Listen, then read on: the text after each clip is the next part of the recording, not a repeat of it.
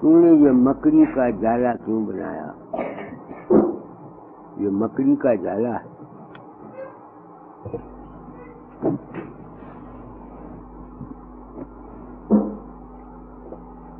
बात यह है दोस्तों, हमारे हर एक इंसान के अंदर कोई ऐसी चीज है जो कुछ चाहती रहती है। हमारे अंदर कोई ऐसी चीज है जो कुछ चाहती है।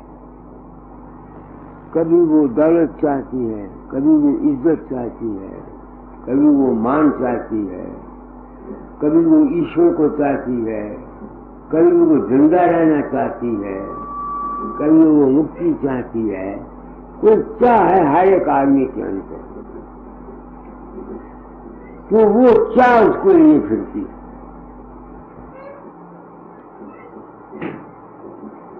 योगी योग करता है किसी चाह के लिए, आप स्कूल मास्टर है किसी चाह के लिए, कोई जज है किसी चाह के लिए। हम जो कुछ भी करते हैं कोई चीज है हमारे अंदर वो चाहते हैं।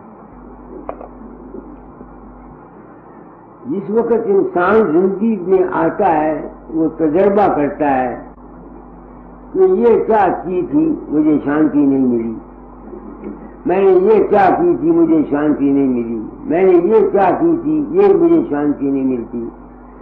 तो फिर जहां जहां से उसको ठोकरें लगती जाती हैं उसको छोड़ के नई चाह पैदा करता जाता है। ऐसा होता है कि नहीं होता?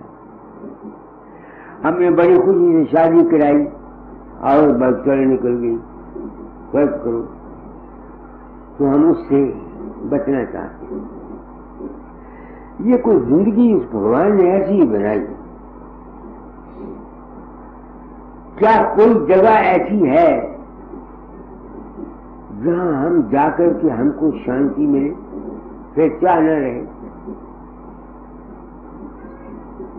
मेरी अब उम्र इस अवस्था में आ गई। मेरी अब उम्र चाहे करता आया, छोटी उम्र होश आई, पढ़ा लिखा, सर्विस की, फिर ईश्वर की मिलने की ख्वाहिश हुई, फिर योग किया, फिर जप किया, फिर तप किया, करता हुआ चला आ रहा हूं। अब भी मेरे अंदर कोई ऐसी चीज है जो कहीं ऐसी जगह जाना चाहती है जहां चाह ना हो। ये एक कुदरती जज्बा है। जब इंसान ज्यादा बीमार हो जाता है फिर वो मरना चाहता है, नहीं समझ में आती है, कहता है शरीर छूट जाए। तो जिन शख्सों को इस संसार में ठोकरें खा लेते हैं और वो शांति की तलाश करते हैं, ये संतों का मार्ग सिर्फ उनके लिए है, आम दुनिया के लिए नहीं है। आम दुनिया के लिए है जिंदगी को तजर्बे से गुजारो, पहले फंसो दुनिया में, समझते हो ना? ये हमारे ब्रह्मचर्य आश्रम, गृहस्थ आश्रम, वानप्रस्थ आश्रम, ये क्या है? बताया ही जाता है ना, तजर्बा करो। तो जब इंसान को किसी उम्र में तेरवा आ जाता है फिर वो सन्यासी हो जाता है।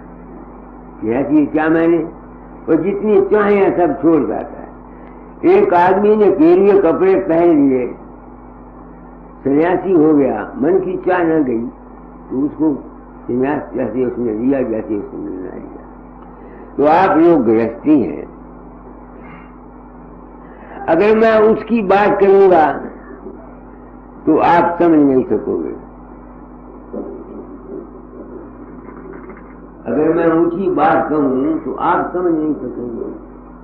जो आपके मतलब की चीज है वो माँ बाप बात बता देता।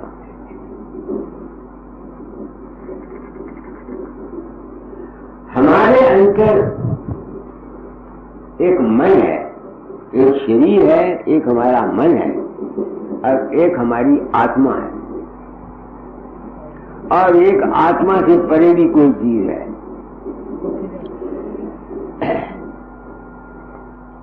बच्चा बढ़ता है, छोटा होता है इतना, उसमें बढ़ने का जज्बा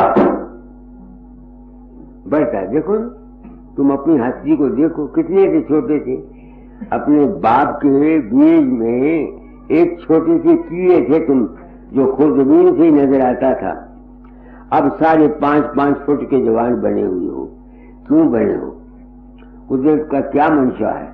बढ़ो, पहले ब्रह्म बनो। बड़ा के मैंने बढ़ना और मनन के मैंने सोचना। पहले बढ़ो, यह कुदरती जज्बा है बढ़ने का। तो नौजवान बच्चों के लिए और तालीम, जवानों के लिए और तालीम, उधेड़ वालों के लिए और तालीम, बूढ़ों के लिए और तालीम। एक तालीम नहीं है। इस वास्ते संतों के मार्ग में गुरु मत है। हर प्रकृति वाले के लिए अलग अलग हुक्म है, अलग अलग हिदायतें हैं, ताकि पहले वो बढ़े। जब उसको तजर्बा हो जाएगा तो खुद ब खुद ही फिर वो शांति की तरफ आएगा। अच्छा, अब बढ़ने में क्या चीज है? अगर तुम दुनिया में बढ़ना चाहते हो, जिस्मानी तौर से, ख्याली तौर से, इज्जत के, उसके लिए क्या है? कौन चीज हमें बढ़ाती है? हमारी वासना, हमारी चाह। ये चाह कौन पैदा करता है? हमारा मन। ये कैसे तुम बढ़ सकते हो? देखो, तुम रात को सपने में चले जाते हो,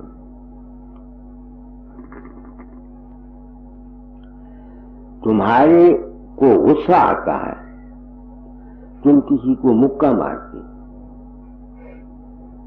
तुम्हारा हाथ हिल जाता कि नहीं हिल जाता है? अच्छा, अगर तुम डर जाओ तो बड़बड़ाओगे, बोलोगे, तो जो सुनने वाले हैं वो भी तुम्हारी बड़बड़ाहट को सुन के डर जाएंगे। डरती हो कि नहीं डरती? अच्छा, तुम नौजवान हो, सपने में स्त्री बना लेती हो, उसके साथ तुम भोग करती हो, तुम्हारा बीड़ी निकल जाता। अब ये साबित हुआ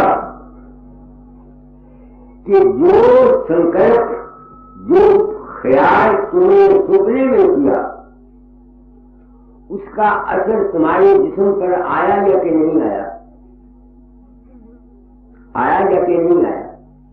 हालांकि वो जो तुमने संकल्प किया सपने में, वो तुमने नियत नहीं किया।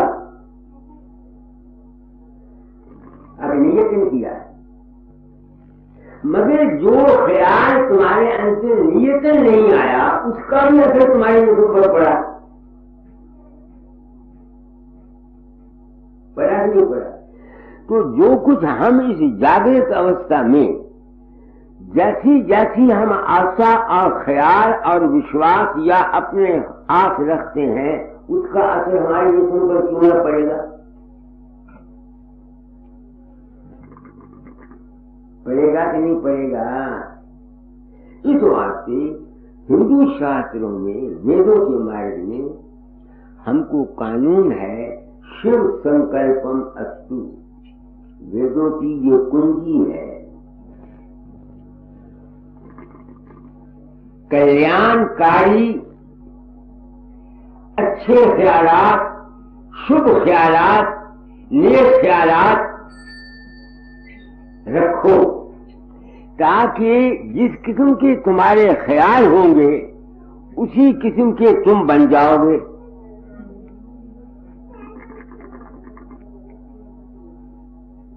सोचने की बात है, ये सत्संग है, मेरे यहां गाना बजाना नहीं। सत्संग से मिलता क्या है? बिन सत्संग विवेक न होई, और राम कृपा बिन सुलभ न सोई। विवेक कहते हैं समझ को, विवेक कहते हैं हमारी बुद्धि की 4 किस्में हैं। एक साधारण बुद्धि, एक ज्ञान अकल, और एक विवेक, और एक अनुभव। तो सत्संग से समझ लेकर हमको अपने मन के ख्यालात, अपने विचारों, अपनी आशाओं पर काबू करना चाहिए, अच्छे विचार रखने चाहिए। उससे क्या होगा? तुम्हारा ये जो बढ़ने का जीवन है ये अच्छा हो जाएगा। जिस शख्स, जिस चीज की कोई आदमी जबरदस्त चाह रखता है,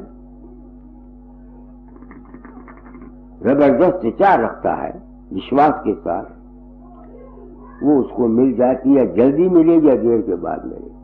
जैसी आशा वैसी भाषा, जैसी गति वैसी मति, जैसी करनी वैसी भरनी। इस वास्ते आप गृहस्थी हैं, उनकी बातें मैं नहीं बताता। हमेशा आशावादी ख्याल लेके जियो, कभी बुरा ख्याल मत करो। जो डरता है वो डराया जाता है। तुम्हारे बच्चे हैं, उनको अच्छा ख्याल दो। अगर तुम बच्चों को हर वक्त तू बुरा है, तू गंदा है, तू बुरा है, तू बुरा है, क्योंकि तुम अपने संकल्प से उसको बुरा मानते हो, तुम्हारे ख्याल की थाल उसके दिमाग पर जाएगी और वो बुरा बन जाएगा। ये गृहस्थ का जीवन की मैं बात कहता हूं आपको। अपने बच्चों को हमेशा इनकरेजिंग, आशावादी ख्याल दिया करो। तुम माताएं आई हो, तुमको बताता हूं, कौम को बनाने वाली, मुल्क को बनाने वाली लीडर नहीं है ना, ये माताएं हैं। जिस किस्म की आशाएं माताएं रखती हैं, उस किस्म के असरात उनके बच्चों में जाते हैं और वो बच्चे वैसे ही बन जाते हैं। माता गुरु, पिता गुरु, उस्ताद के गुरु, ये जो गुरुइज्म है, ये रूहानियत का, ये सबके लिए नहीं है।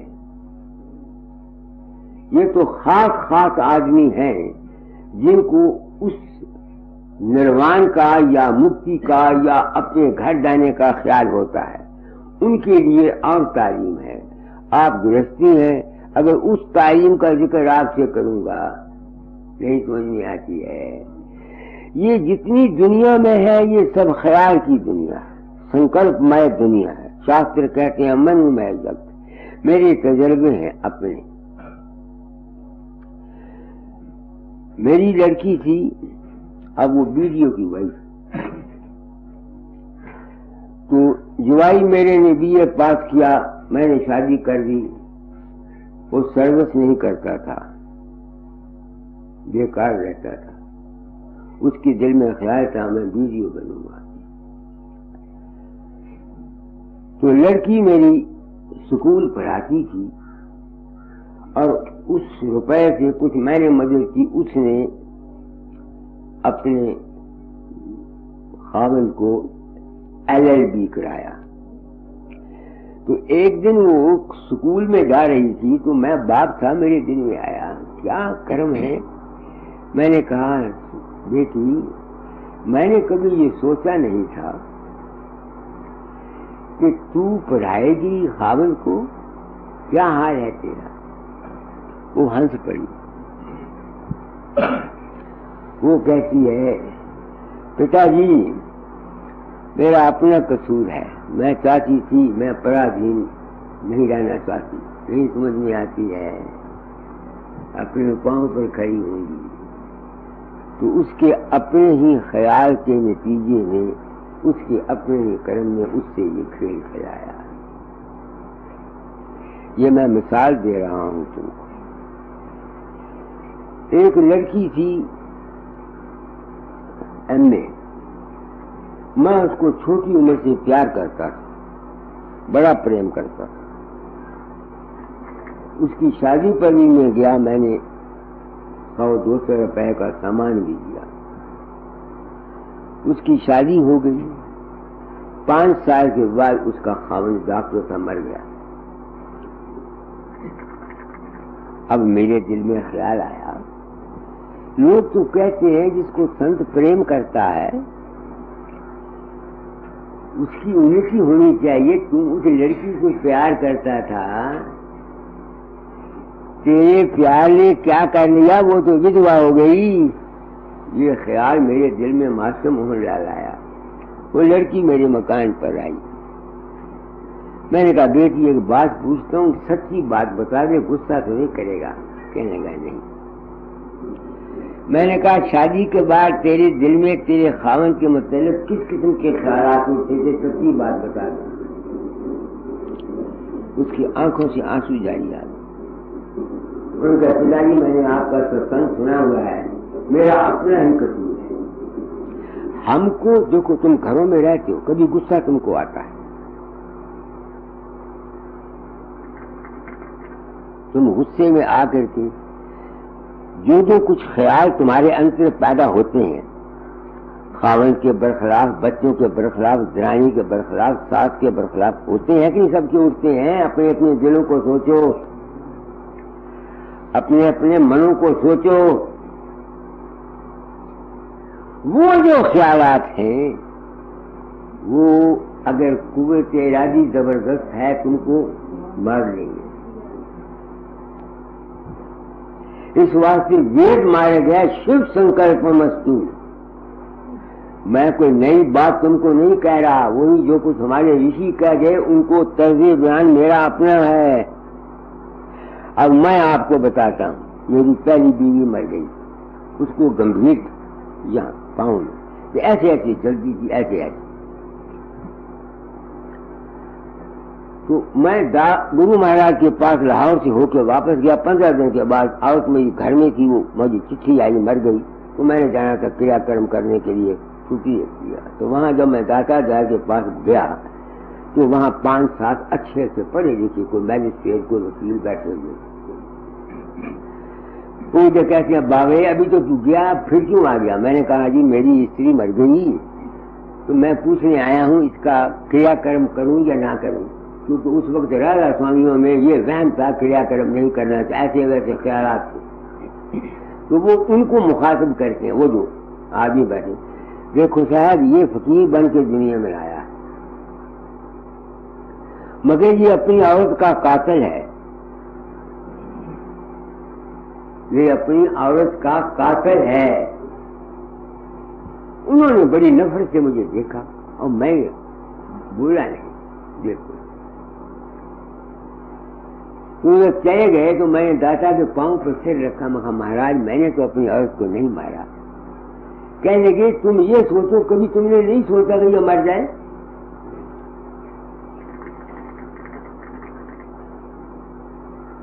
मेरा जिस्म कांपा। वो बीमार रहती थी, हम गरीब थे, खर्च नहीं बर्दाश्त कर सकते थे। तो कई दफा मैं दुखी होता, मैं कहता है भगवान या इसको राजी कर देंगे जो मर जाए।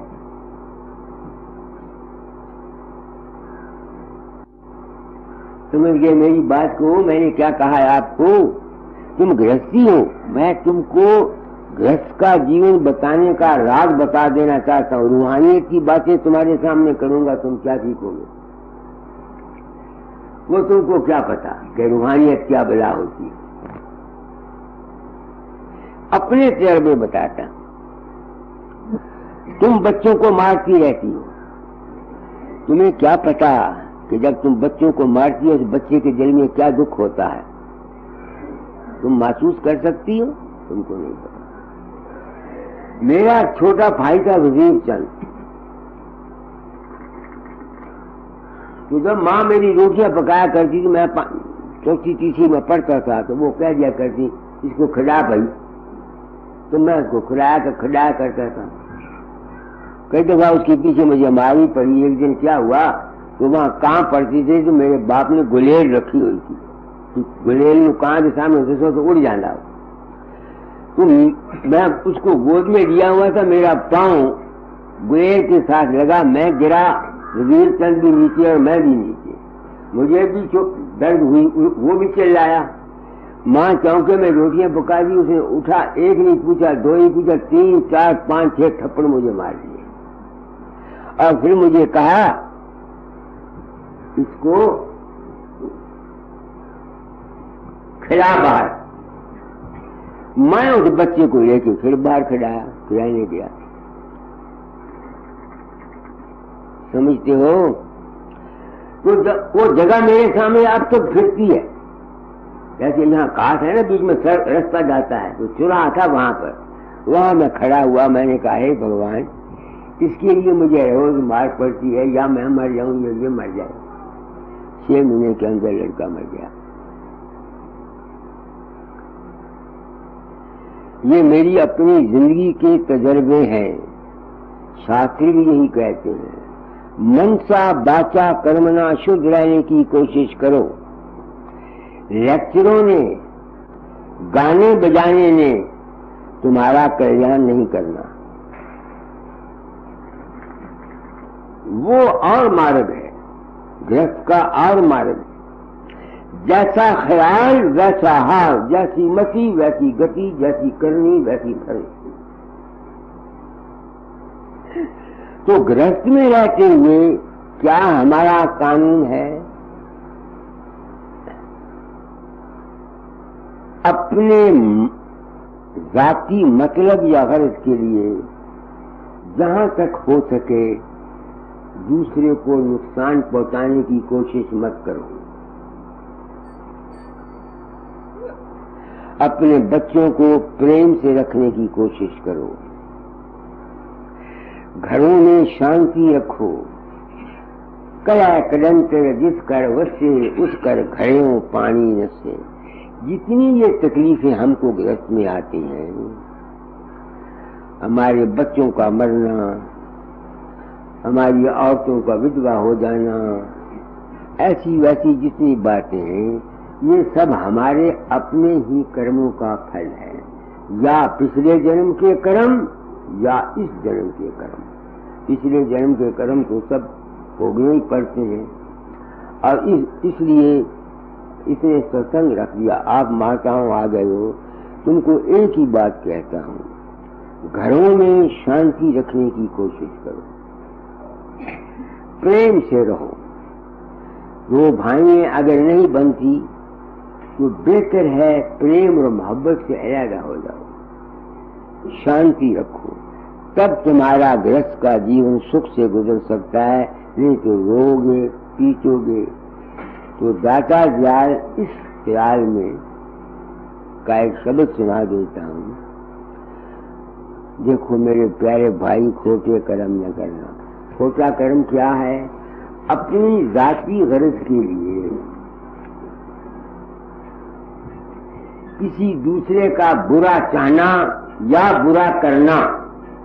बुरा चाहना और बुरा करना एक ही चीज है। किसी ने बुरा किया या बुरा चाहा, उसका फल बुरा चाहने वालों को अवश्य में मिलेगा।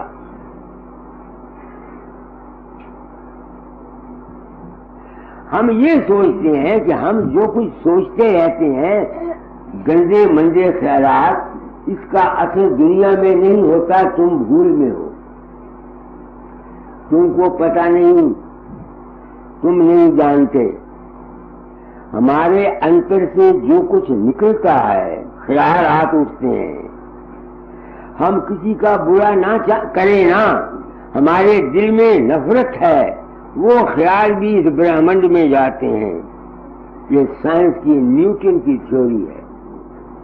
तुम हाथ हिलाओ, तुम्हारे हाथ की हरकत ऊपर के सितारों तक जाएगी, फिर वहां वापस आएगी। साइंस को तुम कहां ले रहोगे? जाके हम जो कुछ सोचते हैं इसका असर रहता है हमारे दिमाग पर, और इसका नतीजा फिर हमारे पर आता है। अगर इसका तुम सबूत चाहते हो तो सुनो। तुमने कई साधु देखे होंगे, बड़े बड़े पिछले ऋषि, जिस आश्रम में वो तप करते थे, वहां जंगली जानवर, परिंदे जो आपस में मुतजाद थे, वो उनके इर्द गिर्द फिरते रहते थे, कोई किसी को नुकसान नहीं करता था। ये वाकया मैंने किताबों में तो पढ़ा, चश्मदीद कहता हूं। गगरेर के रास्ते पर एक अम्ब की एक बाड़ी आती है, वो शिवाजी बाड़ी सदे, उसमें एक साधु रहा करता था। 12 साल से तपस्या की में पता लग गया। हम जाया करते थे, नील गाय, बघियार और जानवर, सांप, ये सब उसके इर्द गिर्द साथ फिरते रहते थे, एक दूसरे को नुकसान कोई नहीं करता था। ये मैंने चश्मदीद देखा। 2 सांप थे उसके पास, एक लुंडा था जो जमीन पर चलता था, नाम फंजर, उसकी पूछ कटी हुई, और एक दरख्तों में हरे रंग का सांप था, वो पत्तों में ऊपर फिरता रहता था। तो कोई ऐसी बात होती तो आदमी को आ जाता, अगर वो सांप फंकारता तो वो कह देता, लिया आएंगे तुम। ये मेरा चश्मदीद वाकया है, ये शिवा की बारी। तो इससे ये साबित हुआ कि हम जो कुछ सोचते रहते हैं, विचार करते रहते हैं, इसका असर भी हमको मालूम नहीं होता, हमारे जिस्म पर और दूसरों पर पड़ता है। तुम देखो, जब जमाने में एक खास लहर आती है, खास ख्याल की लहर, जब पार्टीशन हुई, बड़े बड़े नेक आदमी, बड़े बड़े धर्मात्मा आदमियों के दिमागों पर उसकी असर पड़ गया। ये संकल्प की दुनिया है, ये मनोमय जगत है। इस वास्ते दाता दार का शब्द सुना दो भाई, मुझे थोड़ा रस मिल जाए। मैंने जो कुछ आपको कहा बड़ी दलीलें देकर कहा, तुम इसको अपने जीवन में खटाओ, अपने जीवन में खटाओ। कोल्ड वार जानते ना, ठंडी लड़ाई, जहां घरों में ठंडी लड़ाई होती है, देर के बाद उसका असर बहुत बुरा निकला करता है। ठंडी लड़ाई का सबूत तुमको देता हूं। कौरव और पांडव जब बच्चे थे, गुरुओं के पास जाया करते थे, उनके दिलों में बुगुट था। यूं तो खेलते थे, लड़ाई गतका झटका या तीर कमान, बाद वक्त सच्चे हो जाते थे। तो जो गुरु लोग होते थे वो उनको संभालते थे, नहीं समझ। वो जो उस वक्त की उनकी रोज रोज की कोल्ड वार थी, वो महाभारत में तब्दील हुई, 18 अक्षोणी तबाह हो गई। बड़ों की बातें बड़ा नुकसान करती हैं, छोटों की बातें छोटी नुकसान करती हैं। कठोर बचन हम बोलते हैं, नफरत के एक दूसरे को ताने मारते हैं। तुमको याद है, जब इतिहास पढ़ो, जब हस्तिनापुर में, क्या उसका नाम है,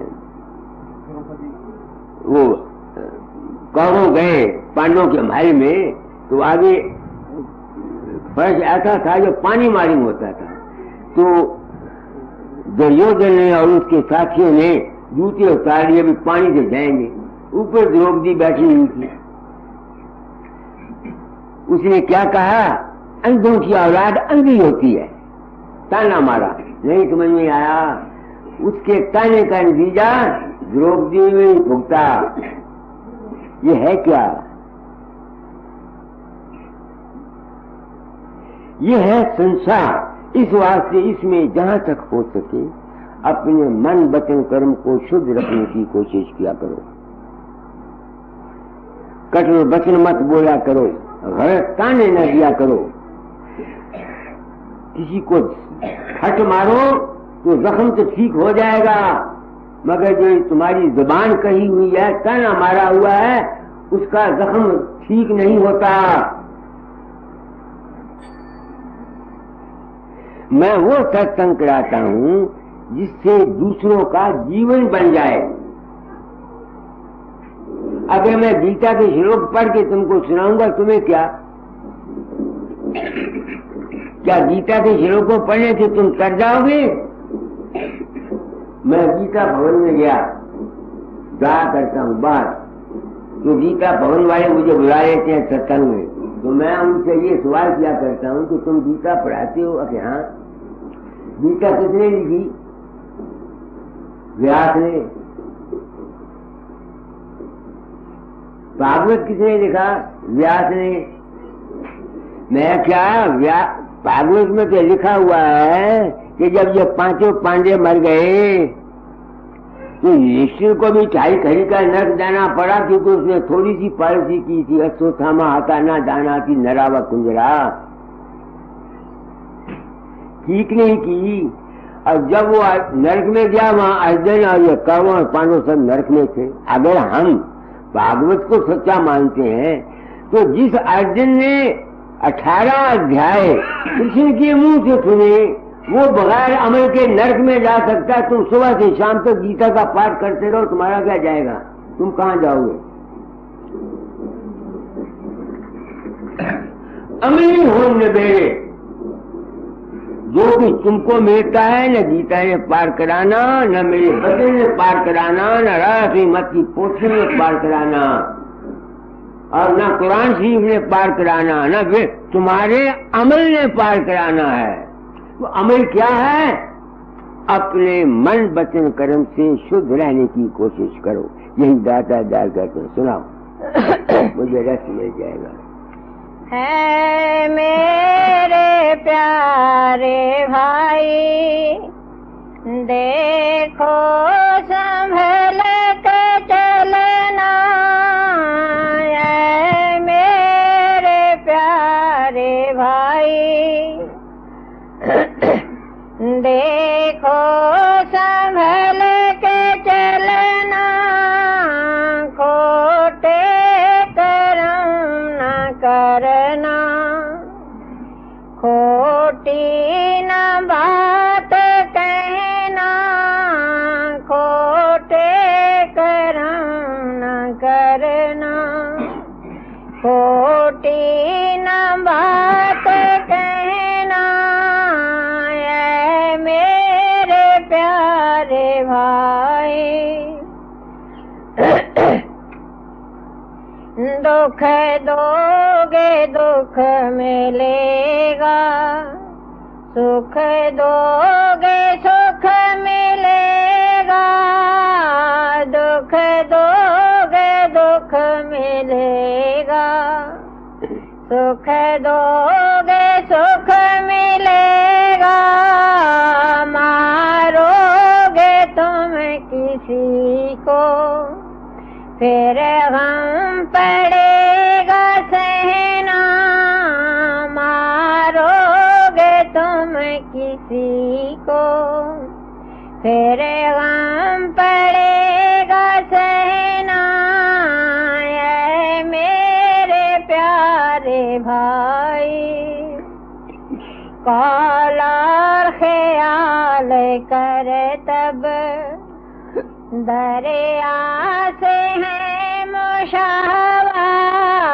कौल और ख्याल और कर्तव्य बात एक ही है। कर्म हाथ से करो, पहले तो मन से होगा, फिर जुबान से होगा, फिर हाथ से होगा। इस वास्ते मनसा वाचा कर्मणा शुद्ध रहना ही वेद मार्ग है। मैं वही सनातन धर्म की पुरानी तालीम को अमली पहलू में आप लोगों के सामने पेश कर रहा हूं। मंत्र पढ़ने से क्या बन जाएगा? मंत्र पढ़ते रहो, गीता पढ़ते रहो। अगर तुम्हारा अमल ठीक नहीं है तो क्या करोगे आगे? चावल रख दो ना यहाँ। चलो कोई नहीं। मन इंद्रियों पे भाई जब्त रखना तुम बराबर, मन इंद्रियों पे भाई जब्त रखना तुम बराबर, ज़ाबत बने रहोगे खुशहाल हो के रहना, ज़ाबत बने रहोगे खुशहाल हो के रहना, ऐ मेरे प्यारे भाई अपनी नशिस्त रखना, तुम्हें आत्मा पे हरदम अपनी नशिस्त रखना, तुम्हें आत्मा पे हरदम आत्म स्वरूप रहकर संसार में विचरना, आत्म स्वरूप रहकर संसार में विचरना, ऐ मेरे प्यारे भाई। अब तुम देखो, तुम भागवत जानते हो, कर्म जो जो हम करते हैं इनका फल जन्म जन्मांतरों में जाता है। हमारे कर्मों का फल जन्म जन्मांतरों में जाता है।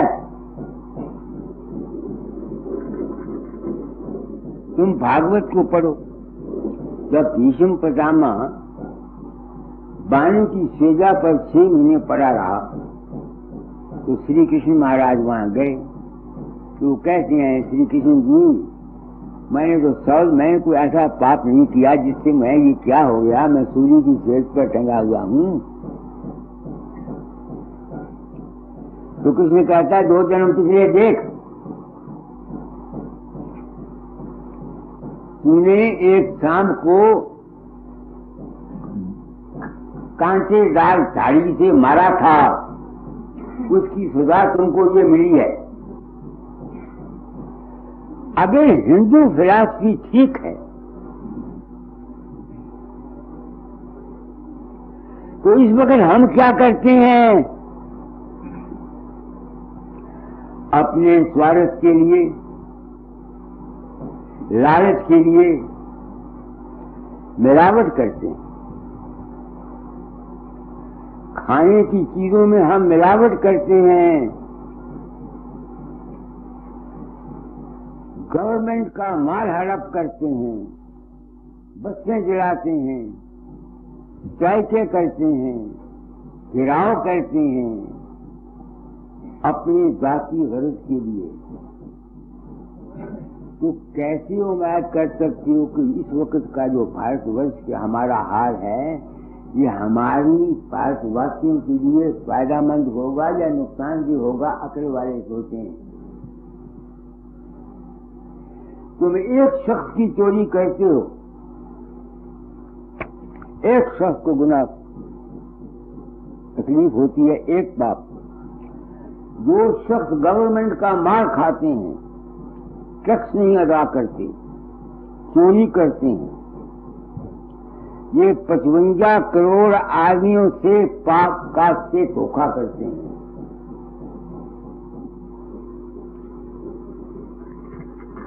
सोच लो क्या कहा मैंने।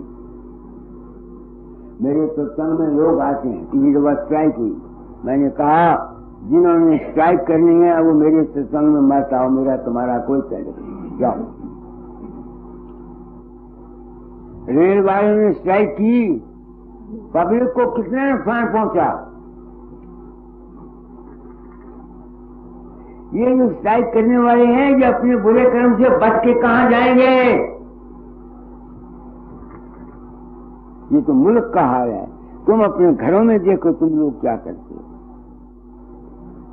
तो आज का सत्संग आपने कहा सत्संग दे दो, आप लोग आए, मैं एक जिम्मेवारी को महसूस करता हूँ, क्योंकि मैंने अपने आप को संत सदगुरु वक्त कहा है।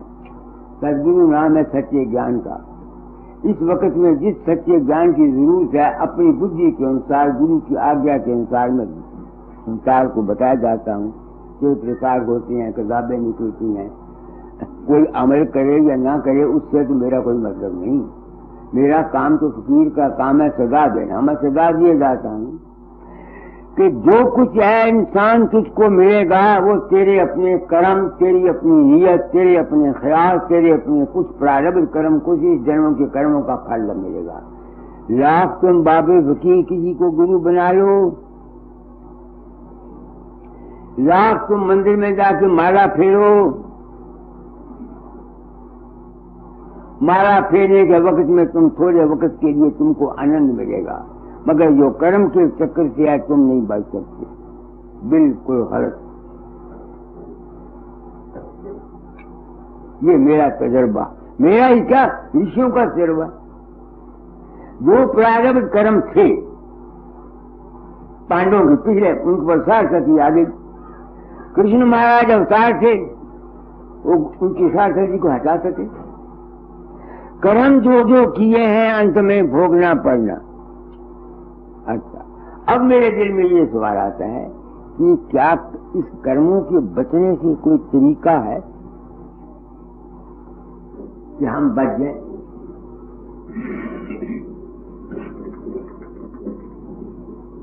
दावा तो कोई नहीं, अकल मानती है तरीका ठीक है। क्या तरीका है?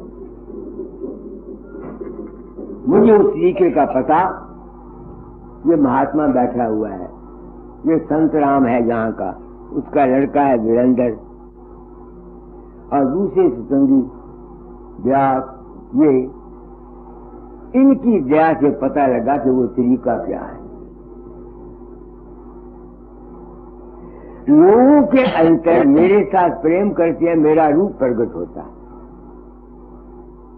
उनको दुआएं बता जाता है, उनके काम कर जाता है, पर्चे हल करा देता है, मरते समय ले जाता है। मैं नहीं जाता, मुझे कोई पता नहीं। तो इससे मुझे ये ज्ञान हुआ कि उनके अंदर जो वकील प्रकट होता है दरअसल में मैं नहीं हूं, वो उनकी अपने मन की कल्पना है। जैसी जैसी को कल्पना करता है वैसा वैसा उसको फल मिलता है। अगर आदमी को ये यकीन हो जाए कि मेरे अंदर में जितने संकल्प उठते हैं, विकल्प उठते हैं, ये वास्तव में है नहीं, पासते हैं, ये माया है, तो फिर क्या होगा? क्योंकि उसको यकीन है कि मेरे अंदर जो फूलना फूलती है उसकी अपनी कोई इच्छा है नहीं, फूलना फूलती है, उसको वो असत मानता है। फिर क्या होगा? उसके जो ख्यालात उठे उसके अंदर में, उनका असर उसकी दिमाग पर नहीं रहेगा। इस वास्ते ज्ञानी के प्रारब्ध कर्म न होई, जिसको ये उसके आगे प्रारब्ध कर्म नहीं बनते, उसकी आगे प्रारब्ध कर्म नहीं उसके बन सकते, क्योंकि उसको तो ये ख्याल है ना कि जो एक संकल्प उठा वो समझता है ये माया है नहीं। जब उसने समझ लिया कि ये माया है, उसका असर नहीं ना आएगा, मगर जो उसने पिछले किए हुए वो भोगने पड़ेंगे। उसके आइंदा के लिए कर्म नहीं बनेंगे ज्ञानी के, मगर जो पिछले किए हुए वो ज्ञानी को भोगने पड़ते हैं।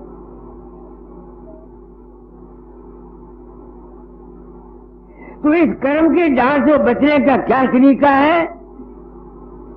माया के रूप को समझ जाना और अपने आप को, अपने अंतर प्रकाश जो आत्म स्वरूप का जिक्र आया है या शब्द स्वरूप जो है तुम्हारा, उसकी तरफ अपने ध्यान को लगाने से अगर अंत समय में तुमको प्रकाश आ जाए और शब्द आ जाए, मरते समय तुम्हारा कोई ताल्लुक मन के विचारों के साथ न रहे, अगर उठे तो तुम उनको माया समझ के उनका असर ना लो, तो फिर तुम कहां जाओगे? फिर उस टोले में नहीं आओ। इसी का नाम है नाम जपना। नाम सिर्फ मुंह से राधा स्वामी या राम राम करने से नाम नहीं है। मुंह से गायत्री मंत्र को जाप करना या राम राम जपना ये नाम नहीं है। नाम है हमारी सुर का अपने अंतर प्रकाश और शब्द में लगा देने का नाम, नाम का जपना है। तो इसी वास्ते हमारे देखो ना, जब मरने लगता है क्या करते हैं? दीवा जलाते हैं, प्रकाश दिखा, ज्योति दिखाते हैं। 10 दिन तक दीवा बढ़ता रहता है। जब ले जाते हैं, बूढ़ा आदमी होता है, शंख बजाते हैं, आवाज, ताकि मरने वाले की जो वृत्ति है, अगर उसको ज्ञान नहीं हुआ ये, तो बेशक तुम ज्योति जलाते रहो, उसको कोई फायदा नहीं, कोई फायदा नहीं। इसी वास्ते हमारे ऋषियों ने हमको बच्चों को गायत्री मंत्र दिया हुआ है। ओम भूर्भुवः स्वः तत्सवितुर्वरेण्यम, जो सावित्री रूपी है उसके दर्शन करो। वेदों का ये मूल मंत्र है। अब एक शख्स सुबह से शाम तक गायत्री मंत्र माला ही फेरता रहता है, उसको इतना फायदा नहीं है। कोई थोड़ा, जब तक कि तुम अपने अंतर साधन करके प्रकाश को प्रज्वलित नहीं करते। तो मैंने दोनों तरीके थोड़े लफ्जों में बयान कर दिया।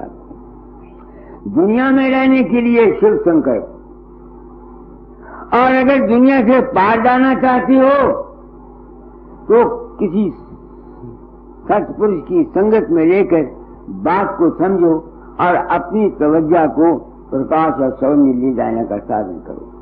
ये गायत्री, गायत्री कहते हैं। गायत्री का तुम्हारे पास है लिखा हुआ? नहीं। अच्छा, गायत्री 3 किस्म का गाना, गा से 3 किस्म का गाना और प्रकाश का साधन। जो शख्स अपने अंतर में इस 3 किस्म के गाने को गाता है और अपने अंतर सावित्री प्रकाश जो सूर्य रूप है उसको दर्शन करता है, उसका कल्याण होता है। इस जन्म मरण के चक्कर से वो बचता है, बाकी सबको जन्म मरण के चक्कर से रिहाई नहीं हो सकती। तो मैंने इस सत्संग में आपको परमार्थ भी बता दिया और स्वार्थ भी बता दिया, क्योंकि मन महाचंचल है, ये ठहरता नहीं। हम बात समझ भी जाते, अरे तुमको क्या कहूं, मैं 88 साल का हो गया, मैं गिरता रहता हूं। मैं इसका इलाज है, पहले अच्छी संगत, सोबत अच्छी किताबों का अध्याय, एक दूसरे थोड़ा थोड़ा साधन रोज किया करो अपने अपने मत के अनुसार, ताकि रोज रोज के साधन करते रहने से तुम्हारी अवस्था परिपक्व हो जाए। ये है इसका इलाज, सत्संग और साधन। मगर सत्संग उनका करो जो आमिल हो, जो प्रकाश में साधन करने वाला हो, जो अपने अंतर सावित्री के दर्शन करने वाला हो। आजकल तुम देखो हर एक मत में लेक्चर देते हैं, अपना उनका कोई इल्म नहीं, किताबों के हवाले देते हैं, अपनी उनका कोई अपनी जिंदगी का कोई सवाल नहीं है। इसलिए माताओं तुम लोग आए, इन्होंने बुलाया, मेघराज ने कहा सत्संग करा दो। जिस मैंने आपको मुक्ति में सब कुछ बता दिया, अमल करना आपका काम है। मन महाचंचल है, इसको काबू करना कोई आसान काम नहीं। इसका इलाज है चलते रहो, चलते रहो। हम गिरते रहते हैं, चलते रहते हैं। बच्चा है, चलता है, गिरता है, चलता है, गिरता है, चलता है। अगर वो गिरे ना तो वो पक्का नहीं होता। तो हम में कमजोरियां हैं, मुझ में भी हैं, आप में भी हैं। तो आस्ते आस्ते आस्ते आस्ते चलते रहो। एक बात बाकी ये है, हम हाय हाय करते हैं किस्मत इंसान की एक गर्मी है। समुद्र से भरो उतना ही पानी आएगा, दरिया में रखो उतना ही पानी आएगा, नलके से भरो उतना ही। काहे को हाय करती हो? लिखया लेला चले नहीं तारा भावी को में। इस वास्ते सब्र हो तो जैसा मर्जी चाहे आप अपना जीवन को गुजारने का कर लें। मैं इससे ज्यादा कहना नहीं चाहता, बहुत कुछ आपको कह दिया, बस अब आरती कर लो। आपका मतलब पूरा हो गया। ज्यादा कहते कहते क्या हो गया, कहता कहता हो गया विचार गो। जब कोई इसी वास्ते सत्संग में आप लोग बुलाते हैं सत्संग में, मैं इसके बरखलाफ। भूखे के लिए रोटी है, प्यासे के लिए पानी है, बीमार के लिए इलाज है। एक आदमी दुखी नहीं है, वो परवाह नहीं करता, उसको तुम लाख उपदेश करो वो तुम्हारी नहीं सुनेगा। ये गलत, मैं नहीं मानता, ये गलत। हर शख्स जरूरतमंद आदमी के लिए सत्संग, भूखे के लिए रोटी, प्यासे के लिए पानी। ये तो संसार का रवाज है, चलो जी सब महात्मा आया है चलो सत्संग। कोई चीज ख्याल से जाते हैं कि देखो ये बंदे विशालपुर से आया क्या कहता है, वो ये वो देखना चाहते हैं। कोई कहता है ये हुक्का पीता है, कोई कहता है ये पड़ा हुआ नहीं है। ऐसे अपने अपने ख्याल होते हैं। इस वास्ते सत्संग गरज का सौदा है। जिनको गरज हो वो जाए, जिनको गरज ना हो क्या फायदा। बेफायदा अपना वक्त जाया करते हो। तो आपने इनको बुला लिया, मैंने जो मुनासिब समझा गृहस्थियों के लिए, पर मार्ग की बात भी कह दी और गृहस्थियों के लिए भी बात कह दी। पर दो आरती करेंगे। चरण शरण की वंदना, नित्य कोई और न काम। गुरु बसाते आए मेरे, बख्श दो निज नाम। तेरी शरणागत हुआ जब किसकी राखूं आस तो तेरी दया की, जग से रहूं उदार। रूप ध्याऊं नाम गाऊं, शब्द राता मन। आठों याम तेरा ही सुमिरन, भाग मेरा धन। शेष पर निज कर कमल धर लिया, शरण लगा पतित पापी तर गया। गुरु शरण तेरी मुक्ति की नहीं चाह मन में, भक्ति प्यारे लाल। राधा स्वामी की दया से भाग्य पूर्ण जा। मुक्ति की नहीं चाह मन में, भक्ति प्यारे लाल। राधा स्वामी की दया से भाग्य पूर्ण जा। चरण शरण की वंदना, नित्य कोई और न काम। गुरु वसुचित आए मेरे, बख्श दो निज नाम। अब दुनिया ये पाप का है, सुबह भी मैंने कहा था पाप पूरी नहीं जाना। पाप क्या होती?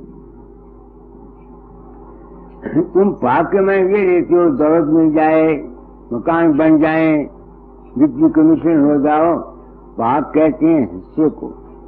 जो हमारा जो आत्मा है, हम जो हैं, इसके जो एहसास हैं जिस्मानी, मानसिक और आत्मिक, ये हमारे सेल्फ का, हमारे निज स्वरूप का ये हिस्से हैं। जो आदमी साधन करता है अपने अंदर, उसके ये ब्रेन के सेल्स जो होते हैं ये डेवलप कर जाते हैं और उनमें उन चीजों की खुशी मिलती है, आनंद मिलता है, मस्ती मिलती है, बेफिक्री आती है। इसका नाम है भाग पूर्ण जाग। जो सेल्स हमारे दिमाग के अंदर, साइंस मौजूदा ये साबित करती है, हमारे दिमाग के अंदर दो हिस्से हैं, एक भूरे रंग का है और एक सफेद रंग का है। भूरे रंग में सेल्स हैं, कोठरियां हैं, उनका तर्क हमारे जिस्म से है। अगर एक नार वो सेल्स खराब हो जाए, कहीं हाथ रह जाएगा, कहीं अंधा हो जाएगा, कहीं कुछ हो जाएगा, ये डॉक्टरों का असूल है।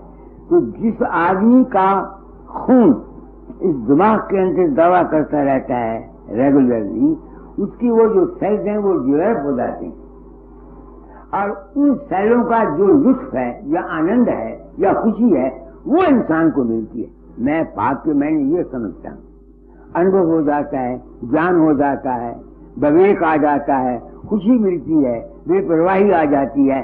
मैं इसको भाग समझता हूँ, ये मेरा अनुभव है अपना। क्योंकि उसको ख्याल मिला हुआ होता है, उसके अपने ही ख्याल से उसको संसार में भी सुख मिलता है, संसार में भी उसको आनंद मिलता है, दुनिया भी उसकी जिंदगी में काम पूरे मेरे होते रहते हैं। मैं हैरान होता हूँ कैसे होते हैं। तो जो शख्स इस नाम को जपता है, साधन करता है, मगर साधन का अधिकारी कौन है? जब तक किसी का इखलाक ठीक नहीं है, वो साधन को क्या करेगा? वो साधन उसको खा जाएगा। मैं इसी वास्ते नाम नहीं दुनिया को देता। गंजे को नाखन दो तो वो अपना सिर खुजलेगा। मैंने 1942 के बाद दुर्गादास किसी को चेला नहीं बनाया ना, बिल्कुल नहीं। क्यों नहीं बनाया? मैं आगे कहा कहता हूं, मेरे पास घटना हुई। एक जबलपुर से एक औरत आई, उसके 3 लड़के, उसका खाविंद, वो त्रिकुटी में अभ्यास करती थी। लाल रंग का सूरज और मृदंग की आवाज सुनती थी। तो वो मुझे कहती है, दाता जाल बच्चे 3 में बहुत तंग करने, अभ्यास वक्त नहीं, मेरे खत्म में कौन इन्होंने मेरी मदद कीता करी। तो मैंने उनसे पूछा, तेरी माँ है नहीं, सस है नहीं, और वो है नया है नहीं? उसका खाविंद 8 बजे जाता, रात के 10 बजे आता।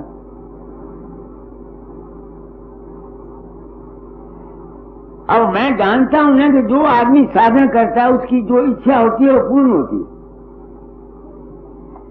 जो आदमी गजत्री का जाप करता है, दूसरे महीने में अपने अंदर सावित्री को देखता है, यूं समझ लो, खाए किसी गजत्री का मुंह से ना कहे, सावित्री को प्रकट करता है, 3 किस्म का गाना गाता है, उसकी ये कुव्वत इरादी पूरी होनी चाहिए।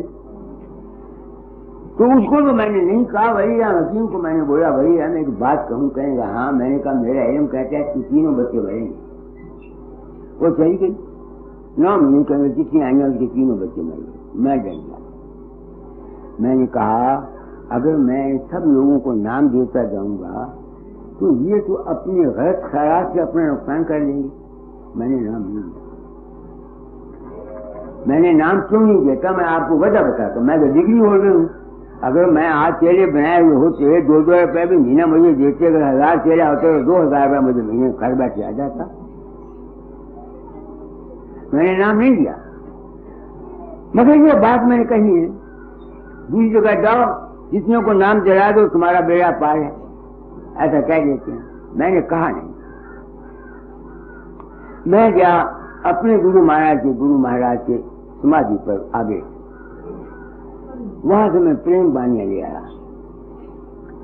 उस प्रेम बानी में हजूर महाराज ने लिखा है, जिन शख्सों के मन गंदे हैं और अपने गलत ख्यालात को रोक नहीं सकते या रोकना नहीं चाहते, उनको ये शब्द योग बिल्कुल नहीं करना चाहिए, वरना उनका अधर्म नुकसान होगा। 2 दफा एक पहले में लिखा हुआ। हमारे यहाँ क्या है, शूद्र अगर गजत्री मंत्र है क्या, जोशी का दर्शन और गाना, ये ज्यादा स्वामी मत है। मैं नहीं समझता सनातन में या राशि मत में या संतों के मार्ग में क्या फर्क है, लफ्जों का फर्क है, अमल का कोई फर्क नहीं। तो मैंने नाम नहीं दिया। अब हिंदुओं में क्या कहते हैं, जो अगर शूद्र गजत्री मंत्र सुन ले तो उसके कान में सिक्का पड़ दे। शूद्र कौन है, जिसके मन गंदे हैं। इसलिए जिनका पहले अखलाक ही ठीक नहीं है, उनको ये आजकल ये नाम गुरु लोग नहीं देते। मैं बस है कहा करता हूँ, ये नाम नहीं देते, ये जहर देते हैं। ये लोगों को नाम नहीं देते।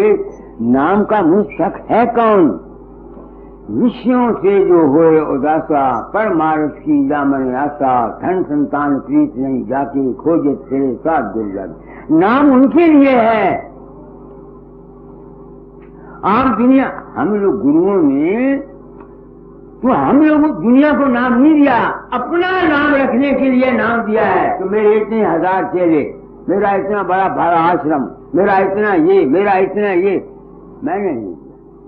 अब तो मैं सत्संगों में बस कहता हूँ, ये लोग नाम ही देते, जहर देते हैं लोगों को। ये नाम नहीं दे। सबसे पहले काफी दिन सत्संग करना चाहिए, पहले अपने अखलाक को ठीक करना चाहिए। हाँ, अगर कोई गंदा आदमी है, वो मन को रोक नहीं सकता, रोकने की उसकी जबरदस्त ख्वाहिश है, वो अगर तुम्हें ध्यान करेगा तो उसकी बुराइयां चली जाएंगी। जिस किस्म की वासना लेकर तुम अभ्यास करोगे, तुम्हारी वो वासना पूरी होगी। लाख की एक बात बता देता, जिस किस्म की तुम्हारी वासना है, जब तुम अभ्यास करोगे वो गंदी है, ज्यादा गंदे हो जाओगे, अच्छी है, ज्यादा अच्छी हो जाओगे। मैंने सच्चाई मांगी, तो सच्चाई क्या, मैं जिस खास के लिए अभ्यास किया, मुझे सच्चाई नहीं। तुम समझ रहे हो, महात्मा के नहीं समझ में आती है क्या कहा मैं। तो मैंने आपको बहुत कुछ कह दिया, अब मैं छुट्टी चाहता हूँ। सबको राधे।